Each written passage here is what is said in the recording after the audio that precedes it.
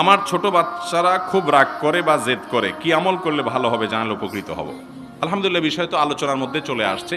বাচ্চারা যদি খুব বেশি রাগ করে, তাহলে সেক্ষেত্রে প্রথমত তাদেরকে গেমস, ভিডিও গেমস, মোবাইলের ডিভাইস ইত্যাদি, ট্যাব টুব ইত্যাদি এগুলো থেকে দূরে সরান। 1 নম্বর কাজ। শারীরিক ব্যায়াম হয় এরকম খেলাধুলায় তাদেরকে অভ্যস্ত করেন। এটা হলো প্রাথমিক কাজ। এটা চ্যালেঞ্জ হিসেবে নিতে হবে। অনেক মা বাবা আছে বলে না, মোবাইল না দিলে খায় না। আলহামদুলিল্লাহ, আমাকে আল্লাহ 3 বছরের একটা বাচ্চা দিছে, কই আমরা তো মোবাইল দেই না। না খাইলে না খাবে, মোবাইল দিবেন না, মরে যাবে না ইনশাল্লাহ, মরণে তো সোজা না। মা বাপরা মনে করে না, না খাইলে শেষ হয়ে যাবে, আরো 2-4 দিন না খাইলেও কিছু হবে না ইনশাল্লাহ। আপনি ওকে মোবাইল দিবেন না। এখন মুশকিল হলো, ওকে মোবাইল না দিয়া তো উপায় নাই, কারণ আপনি নিজে সারাদিন ভূতের মতো মোবাইল টিপেন। আপনি সারাদিন মোবাইল টিপবেন আর ওরে বলবেন আব্বু মোবাইল টিপতে হয় না, মোবাইল দেখতে হয় না, ইউটিউবে আজেবাজ জিনিস দেখবেন, বাচ্চা আসলে আস্তে সরাই ফেলবেন। তখন ও বুঝে যে মোবাইল দেখার ভিতরে জগতের সকল কল্যাণ নিহিত আছে। আমার মা, আমার বাবা আমাকে সেটা থেকে দূরে রাখার ষড়যন্ত্রে লিপ্ত আছে, বিধায় যে কোনো মূল্যে ইহা আমাকে দেখিতেই হইবে।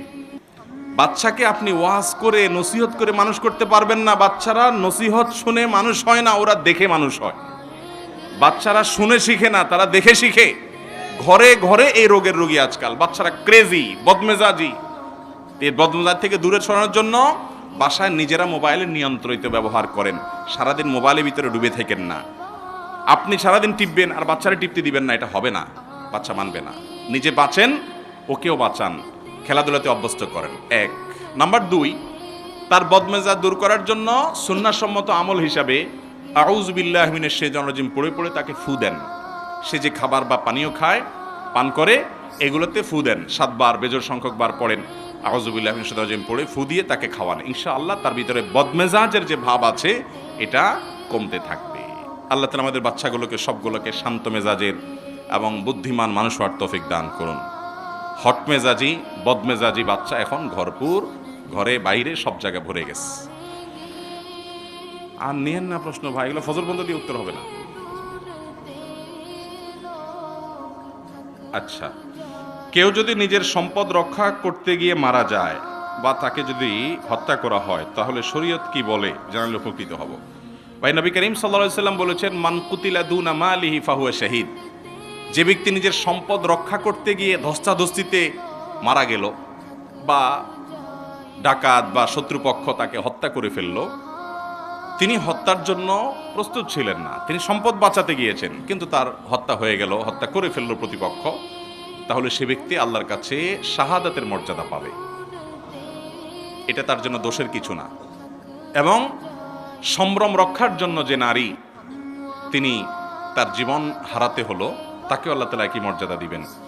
একইভাবে যে ব্যক্তি তার দ্বীন ঈমান রক্ষা করতে গিয়ে মারা যাবে, সে তো শাহাদাতের মর্যাদা অবশ্যই পাবে। আমি এক লোকের কাছে 1 লক্ষ টাকা পাই, কিন্তু কোনোভাবেই পাওনা টাকা ফেরত পাচ্ছি না। এই অবস্থায় আমি যদি সেই লোকের 20,000 টাকা কৌশলে সরিয়ে ফেলি, তাহলে কি আমার পাপ হবে? ভাই, হাসির কথা না তো, খুব দরকারি প্রশ্ন তো। অনেক সময় এরকম হয় যে পাওনাদার বেচারার টাকা দেনাদারে দেয় না, কিন্তু কোনোভাবে দেনাদারের টাকা যদি তার হাতের নাগালে আসে, তখন টাকাটা উসুল করার সুযোগ থাকে।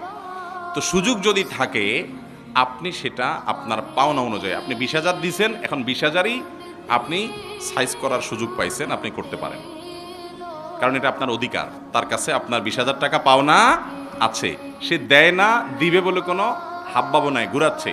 আপনি চান্স পাইছেন ওই 20,000-এ, 20,000 চান্স পাইছেন, আবার 25,000 নেবেন না, কিন্তু আপনি যা পাবেন সেটা নিতে পারবেন। নবী করিম সাল্লাল্লাহু আলাইহি ওয়াসাল্লাম এর কাছে এক ব্যক্তি এসে বললেন যে, ইয়া রাসূলুল্লাহ, আমার বাবা বা সন্তান, সে আমাকে ভরণ পোষণ দেয় না, অথচ এটা তার কর্তব্য, আমার অভাব আছে, দরকার আছে। তখন নবী সাল্লাল্লাহু আলাইহি ওয়াসাল্লাম বলেছেন, তুমি তার সম্পদ থেকে যতটুকু তোমার প্রয়োজন ততটুকু নিতে পারো, যেহেতু সে দিচ্ছে না, তোমার প্রাপ্য অধিকার। তো সে আলোকে আপনি আপনার দেনাদার, যে সে যদি দেনা পরিশোধ না করে, আপনি যদি নিতে পারেন এভাবে নিতে পারেন। তবে তাই বলে তার কাছ থেকে এটা নিতে গিয়ে মিথ্যার আশ্রয়, প্রতারণার আশ্রয় বা অমানবিক কোনো উদ্যোগ আপনি নেবেন না। সে ইচ্ছাকৃতভাবে ঘুরাচ্ছে। মাতালুল গানিয়ে জুলমুন, হাদিসে আসছে, সচ্ছল মানুষ তারপরও ঘুরাঘুরি করে, এটা অত্যাচার, মানুষকে ঘুরায়। তাহলে সেক্ষেত্রে আপনি আপনার প্রাপ্য যতটুকু ততটুকু আপনি নিতে পারবেন ইনশাআল্লাহ। আমি একজন যুবক, মোবাইলের প্রতি মারাত্মকভাবে আসক্ত, এর থেকে মুক্তির উপায় কি?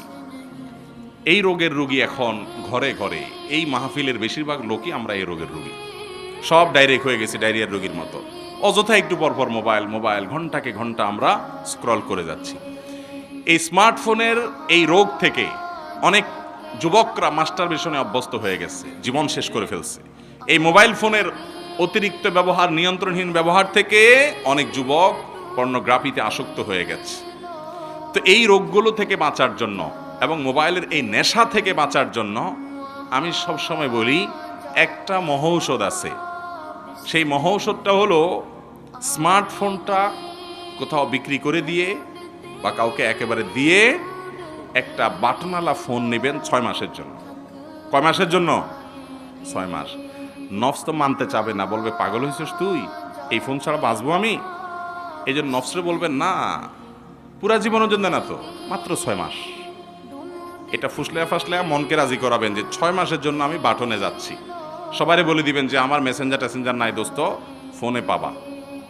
এই বাটনওয়ালা সেট যদি 6 মাস ব্যবহার করতে পারেন, স্মার্টফোনের ধারে কাছেও না যান, ফেসবুক আইডি সব যদি 3 তালাক দিয়ে রেখে দিতে পারেন 6 মাসের জন্য, দেখবেন ইনশাআল্লাহ নেশাটা কেটে গেছে। এরপর আপনি স্মার্টফোনে যাবেন কিনা?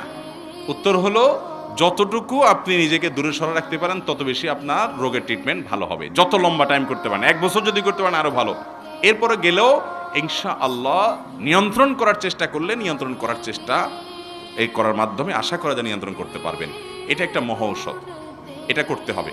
আপনি সারাদিন মোবাইলে ডুবে থাকবেন আর আমাকে বলবেন হুজুর একটা দোয়া শিখাই দেন, যে দোয়া পড়লে আমার মোবাইলের আসক্তি উদাও হয়ে যাবে।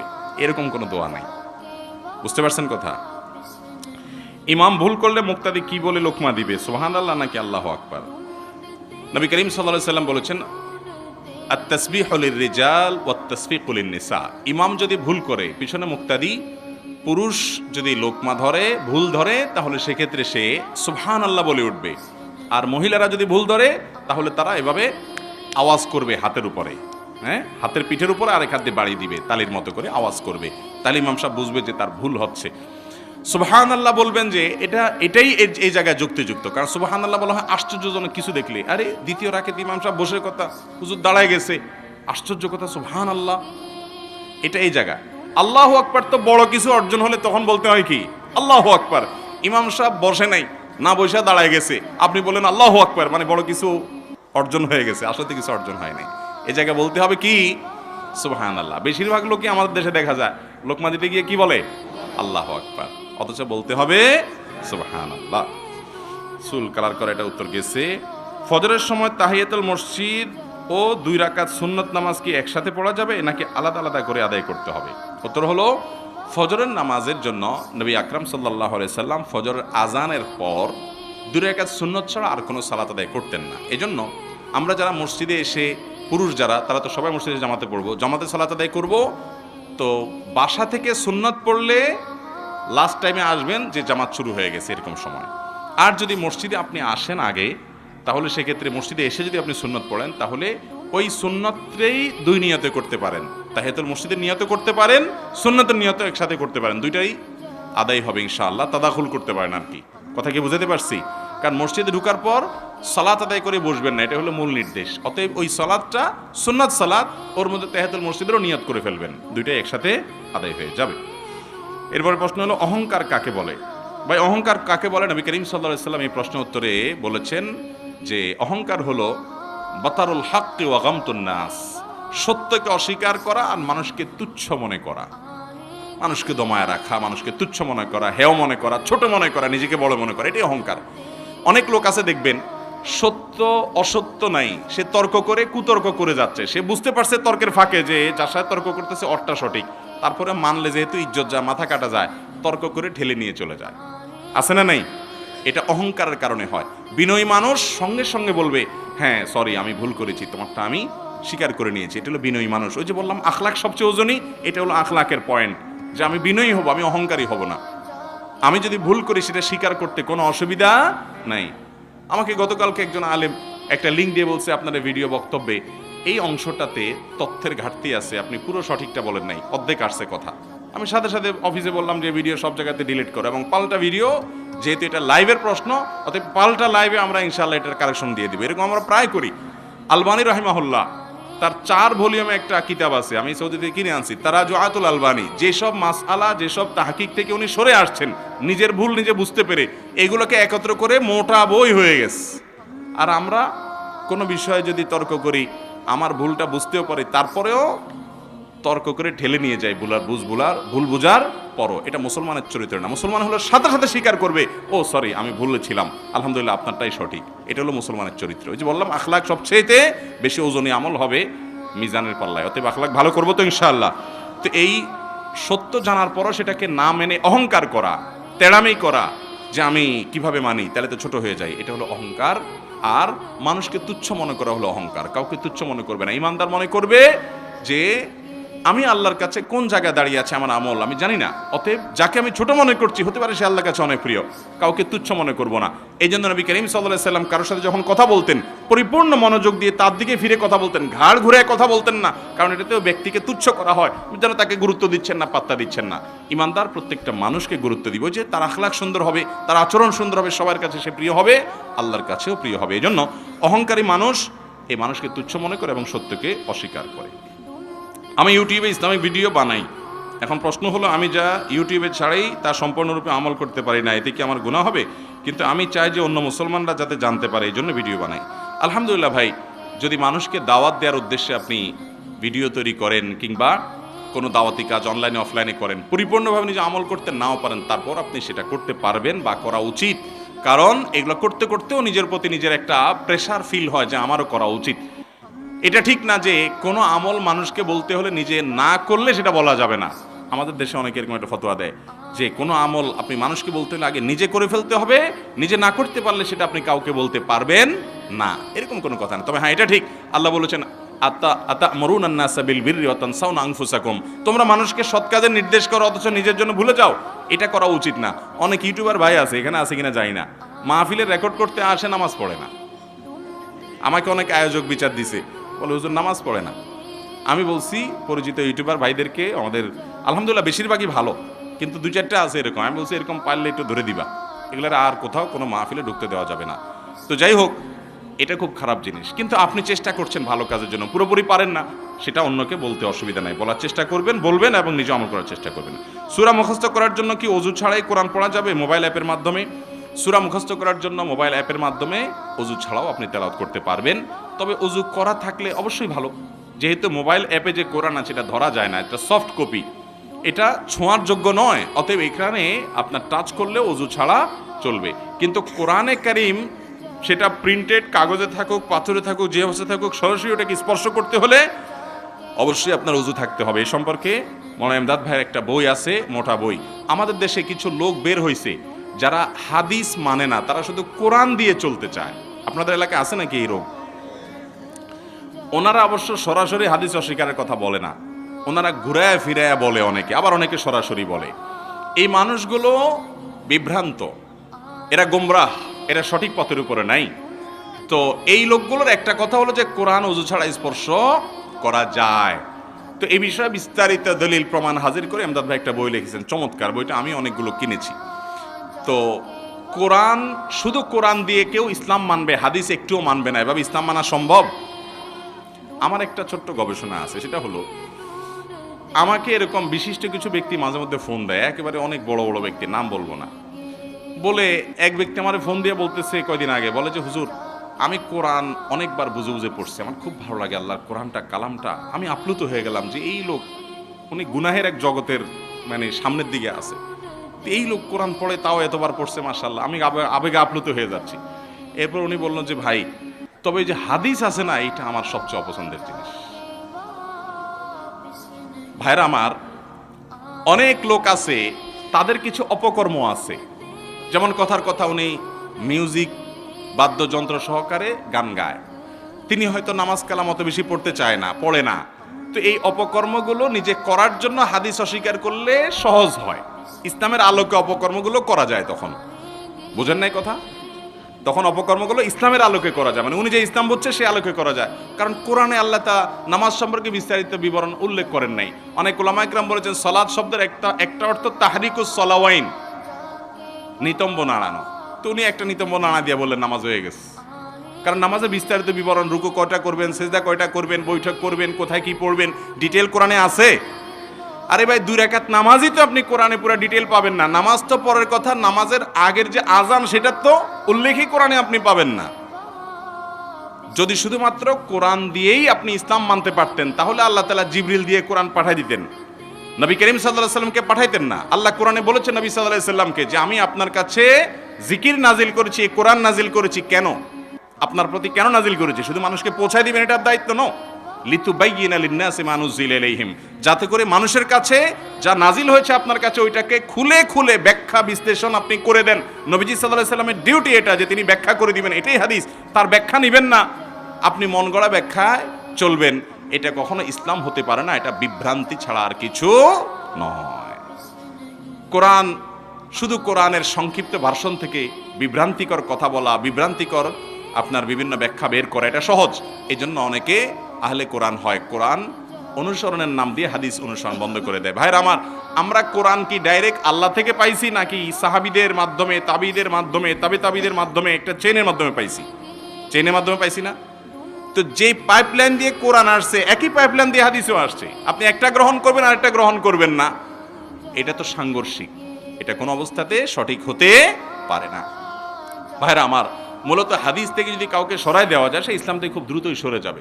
কারণ এক সময় হাদিস নিয়ে যখন সংশয় হবে, কোরআন নিয়েও সংশয় তোলা যাবে। আল্লাহ তাআলা বিভ্রান্তি থেকে আমাদের সবাইকে হেফাজত থাকার তৌফিক দান করুন। নবী করিম সাল্লাল্লাহু আলাইহি সাল্লামের কাছে কোরআন 23 বছর ধরে আসছে, একটু একটু করে আসছে। যেটুকু নাজিল হয়েছে এটুকুর ব্যাখ্যা বিশ্লেষণ তিনি করেছেন, বাস্তবে দেখাইছেন। এরপর আবার আল্লাহ আরেকটু নাজিল করেছেন। এইভাবে কোরআন এসেছে। আপনি শুধু কোরআনটুকু নেবেন, ব্যাখ্যা বিশ্লেষণ নেবেন না, তা আপনি কখনো ইসলাম অনুসরণ করতে পারবেন না। অতএব কোরআন মোবাইলে যদি আপনি তেলাওয়াত করেন বা ট্যাব ইত্যাদিতে তেলাওয়াত করেন, টাচ মোবাইলে তেলাওয়াত করেন, তাহলে ওইটা দিয়ে আপনি পাতা সরাতে পারেন, ওযু ছাড়া অসুবিধা নেই। বাট যখন প্রিন্টেড বা যে কোনো জায়গায় কোরআন সরাসরি হাত ধরবেন, সেখানে আপনাকে অবশ্যই ওযু করতে হবে। প্রচণ্ড শীতে যদি রাতে স্বপ্নদোষ হয়, তাহলে ফরজ গোসল না করে নাপাকি স্থান ধুয়ে ফরজ নামাজ দাঁড়ানো যাবে কি না? না ভাই, যদি প্রচণ্ড শীত হয় আর গোসল ফরজ হয়, তারপর আপনাকে গোসল করেই ফজরের সালাত আদায় করতে হবে। এক্ষেত্রে অনেকে লজ্জা পান যে এমন কোনো জায়গা আছেন, হয়তো বেড়াইতে গেছেন, আর সেখানে দেখা গেল যে গোসল ফরজ হয়ে গেছে, স্বপ্নদোষ হয়ে গেছে, এখন তিনি গোসল করতে গেলে সবাই জেনে যাবে, এই জন্য তুমি লজ্জা পান। এই লজ্জাটা হলো কুফুরির অঙ্গ, এটা কিন্তু ইমানের অঙ্গ না। সব লজ্জা ইমানের অঙ্গ না। যেই লজ্জা আপনাকে পাপ করতে বাধা দেয়, ওই লজ্জা ইমানের অঙ্গ। যেই লজ্জার কারণে আপনি আল্লাহর নির্দেশ পালন করতে পারেন না, নির্দেশ পালনে বাধা দেয়, ওইটা ইমানের অঙ্গ না, ওটা প্রশংসনীয় লজ্জা না, ওইটা নিন্দনীয় লজ্জা। ওই লজ্জাকে জয় করতে হবে। আমাদের দেশে তো আকাম কুকাম করতে পারলে তাকে বলা হয় সাহসী, আছে না নাই? একজন মেয়ে, তিনি অশ্লীল দৃশ্যে অভিনয় করতে পারছেন, একেবারে খোলামেলা হয়ে গেছেন, বলা হয় মেয়েটা কি সাহসী। চিন্তা করছেন, সাহসের সংজ্ঞা দেখছেন? কাপড় চোপড় খেলে ফেলা যদি সাহসী হয়, তো দুনিয়ার সবচেয়ে বড় সাহসী হলো কুকুর বিড়াল, কারণ এদের শরীরে কিচ্ছু নেই, সবচেয়ে সাহসী, তাই না? সাহসের সংজ্ঞা দেখছেন? আল্লাহ তাআলা আমাদের হেফাজত থাকার তৌফিক দান করুন। তো ভাইরা আমার, এই জন্য এই যে আপনার ফরজ গোসল যে যা মনে করে করুক, কিসের লজ্জা? অবশ্যই আমি গোসল করে তারপরে ফরজ নামাজ আদায় করব, কোনো কাহিনী চলবে না। হ্যাঁ, যদি এমন কোনো জায়গায় হন, আপনি ওই যে সাজেকে চলে গেছেন, সেই সাজেকে দেখা যায় বান্দরবানে, খাগড়াছড়িতে, পাহাড়ের এমন কোনো জায়গায় গেছেন যে এত গরম, এত পরিমাণ ঠান্ডা পড়ছে, যে ঠান্ডায় আপনার অবস্থা খারাপ, কনকনে ঠান্ডা, শীত, এই পানিতে পড়লে বা ডুবলে বা পানিতে গোসল করলে, ওযু করতে গেলে আপনি মারা যাওয়ার মতো অবস্থা, গরম করারও কোনো ব্যবস্থা নাই। তাহলে আপনি তায়াম্মুম করে নামাজ পড়বেন। কিন্তু তাই বলে বাসা বাড়িতে আবার ঠান্ডা পানি দেখে তায়াম্মুম শুরু করে দিয়েন না, কারণ এখানে পানি গরম করার ব্যবস্থা আছে। তাছাড়া পানি ব্যবহার করলে আপনার কষ্ট হবে, মরে যাবেন না। জান্নাত পাইতে চান, একটু কষ্ট করবেন না, কিভাবে হতে পারে? এই জন্য সৎসাহস করতে হবে।